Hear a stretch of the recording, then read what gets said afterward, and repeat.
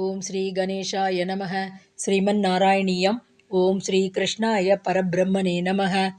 दशकम् 86 साल्वादि वध वर्णनम् भारत युद्ध वर्णनम् च स्लेयिंग of साल्वा and the Bharata war. Bhagavata Skanda 10 chapters 76 to 79 are summarized here. Shloka 1.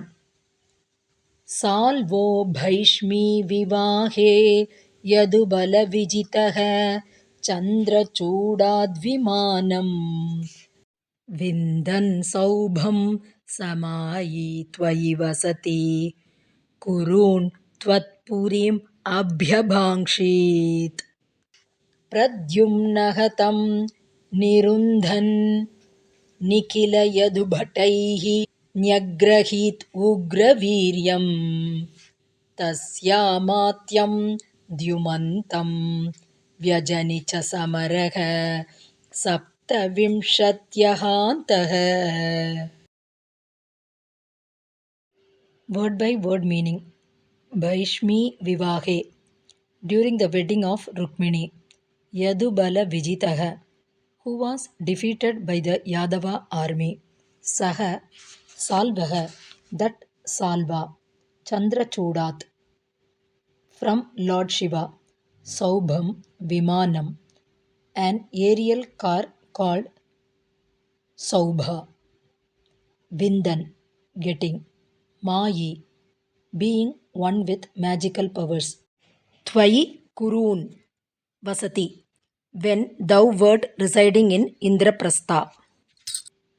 Tvatpurim, thy city. Dwaraka. Abhyabhankshit, attacked. Pradyumnaha, Pradyumna. Nikhila Yadubhataihi, with the entire Yadava army. Tam Nirundhan, resisting him. Tasya Amatyam, his minister. Ugraviryam, the very valorous. Dyumantam, Dyuman. Nyagrahit, killed. Samarahacha, and the battle. Saptavimshatyahantaha, 27 days. Vyajani, lasted. Full meaning. Salva, who was defeated by the Yadava army during the wedding of Rukmini, having obtained an aerial car named Saubha from Lord Shiva and being possessed of magical powers, attacked Dwaraka when thou wert in Indraprastha. Pradyumna, with the entire Yadava army, resisted the attack and killed his valorous minister Dyuman.